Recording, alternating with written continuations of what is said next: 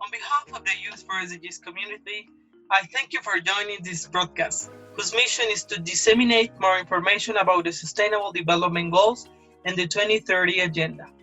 This time, Badis Diab joined the conversation, whose humanitarian work is present in dozens of countries around the world today, with the aim of supporting the people who have the least, especially children in poverty around the world.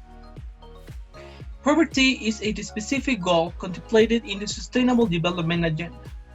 To all the people who see us from their homes, I want to ask a simple question. Is it possible to end poverty? I give you a few seconds to think about it. The Sustainable Development Agenda contemplates the eradication of poverty in all its forms. By saying this, we express that there are different ways to quantify poverty, to approach the subject and talk about it. Global indicators for monitoring the SDGs are a critical part of achieving the goals. During this series of videos and part of the Youth for SDG community activities, it is to share these indicators and expose their relevance in specific cases, such as Badis humanitarian work. In summary, I will share some of the global indicators that help us monitoring the SDGs. In order to know the impact and progress to achieve the objectives, we require, in the case of poverty, first, to know the number of the population that currently lives below the international poverty threshold.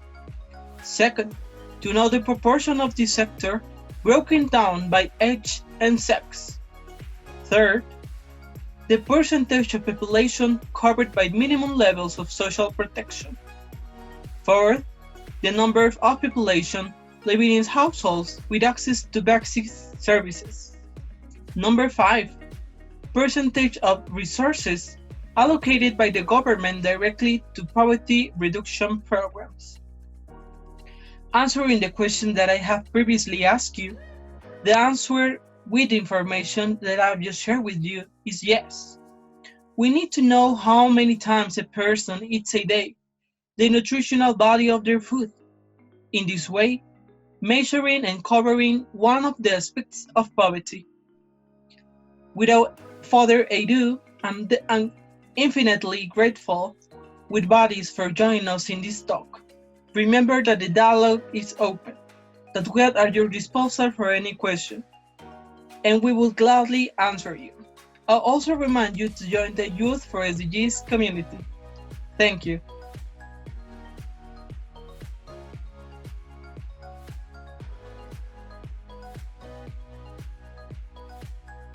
Hi everyone, my name is Badis Diab. I'm 29 years old. I'm Algerian, but I'm living in France. I'm the co-founder of the international NGO Unity, working in 40 countries in the world and in all continents.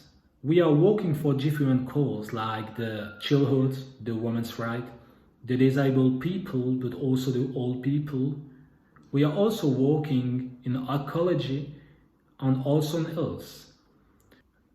Basically, I started to work as humanitarian in 2016.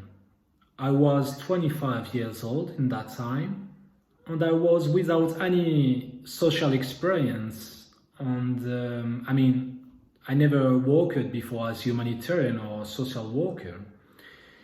But in 2016, I moved in Africa for a week, and over there, I saw what is meaning really the misery.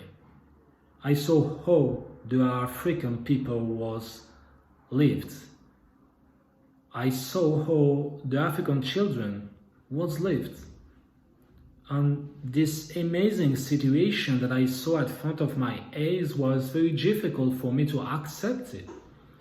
That's the reason for what after I came back in France, I decided to create my first foundation for help the African children. The project was at the beginning to provide them school supplies for help them in their own education. So after 3 weeks, we sent thousands of school supplies in Africa. So I worked in Ghana, in Algeria, in Ivory Coast, in Togo, in Congo, and in Burkina Faso. The foundation was working fine, and many press, many media all over the world talked about our amazing work. After 3 years of experience, I decided to create an international organization for working different causes and in different continents. That's the reason for what in May 2019, so a year ago, I decided with Karim Amrani, my best friend and my colleague, to create unity. The objective of unity was to make no difference between the white people and the black people, between the people from the north and the people from the south, between the Jewish, Muslim, Christian, or people without any religion. The objective of unity was also to work all over the world, to have the maximum of people, and to work each day of the year. That's the reason for what, since 1 year, we worked each day of the year. There is no one day during the year there is no operation. We are working everywhere. One day we are in Palestine helping children. The next day we are in Africa helping disabled people. And the other day we are in South America working for the health and the ecology. Right now, I can say that unity is probably one of the most active organizations all over the world. I can invite you to go in the social network and to see the operation of many organizations. You will not see operation every day like us, because we operate every day. And that's the reason for what many specialists, many press said that unity is probably one of the most important organizations right now in the world. We are not talking. We are not sharing ideas. We are not saying that we are better than others. This is not our role, but we are working. Our action is visible everywhere because we share every day our operation all over the world. In our organization, we work only with local people, the people who know how to deal with their own population. We don't send French volunteers or British volunteers in Africa or in South America. For me, there is no sense. We directly deal with the local people. Our ambassador in each country is a local guy or a local woman. Our organization now is very strong all over the world, and our objective in the 2 or 3 next years is to make it the greatest humanitarian organization all over the world. Right now, we are living the most difficult sanitarian situation of our history. The COVID-19 can kill everywhere. We saw it in North America, in Europe, or in Asia. He can kill in Africa or in South America. He can kill the poor and the rich.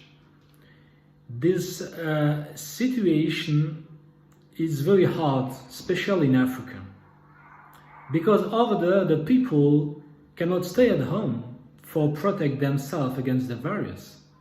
They should go out because they need to win their life, they need to eat.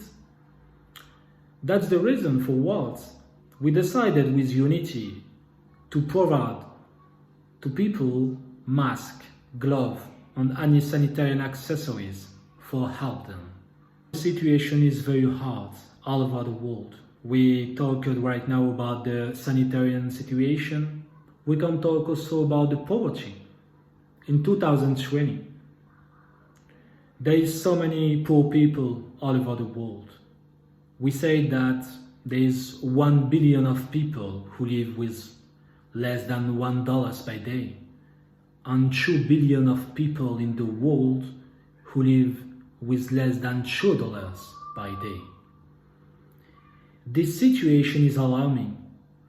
It's very alarming, but the government in North or in the South and all over the world don't want to help the poor people. They want to let them in this situation. The objective of the capitalist government is to make the rich people richest as never and to let the poor people dead. The situation is alarming. That's the reason for what is very important to work as humanitarian and as social worker. If you are in Mexico, in South America, in Africa, in Asia, in Europe, if you speak Spanish, English, French, Arabic or Chinese, there's no difference because the poverty makes no difference between people. Our role of human is to help them. And my role of humanitarian is to make no difference. I don't work for my own community. I don't work for my own country or my own ethnic. The humanitarian work is to make no difference between people. That's the reason for what I work with in Mexico for help the children in Tacotalpa. I work also in South America for help the people in Bolivia and also in Colombia, in Medellin, where we help the children over there. I don't speak Spanish. I'm not South American, but I consider there's people like my family, and that's the reason for what I'm working as humanitarian. Right now, the situation is very alarming, more alarming than we can imagine. We have to see it at front of our eyes for understand what is the situation in the world right now. In many countries in the world, there's many people who don't have any money for live. They don't have any money for eat, for clean themselves. There's many children who don't go to school, many women who lost our children because they don't have any money for help them. We cannot accept it in 2020. But it's not enough to say that we cannot accept it. We have to prove it. And we have to work. Because I consider that the action, that the work is more important than any words. It's very easy to share in social network some words on some philosophic words or to talk about our vision. Everyone can do that. But how many people can work? How many people can help the children, the women, the disabled people, the old people? This is our role. We should be I consider that we should be the generation of action, not the generation of talking. The situation of the poverty right now is alarming, as I said. In Africa, for sure, a lot in Asia, in many countries of Asia, and also in South America. The role of humanitarian, as I said before, is to make no difference between the people. That's the reason for what I respect all the religion. In Christmas, I organized a meal for 500 people in Bolivia. for make them happy. In few days, the Ramadan will come, and I will organize a meal from thousands of Muslim people because I should to respect them. I also helped the Jewish people in Zimbabwe for the community Lemba. And I also help the people who don't have any religion. This is my role of humanitarian actor. If I could give an advice in that video, it's just to don't forget the poor people. Don't forget the reason for what we are in this world. My advice is to know that there is no difference between people. If you are Christian and your neighbor is Muslim, there is no difference. He's a human and you are human. You surely understand that there is no difference between a man and a woman, between a white and a black. It's not just some words, it's the reality. And I really think that if we understand this reality, we will be stronger and we will work for help the people. My last advice will be to say that there is no time anymore to lose. There is no time to think. I really think that there is a moment for think and there is a moment for work. And right now is the moment for work and for help the maximum of people we can do. Thank you very much. I wish you a good day. I hope all your family are good. Take care about them. Take care about everyone all around you, whatever his nationality, whatever his skin color, and whatever his social situation. We are all in the same family. Thank you very much.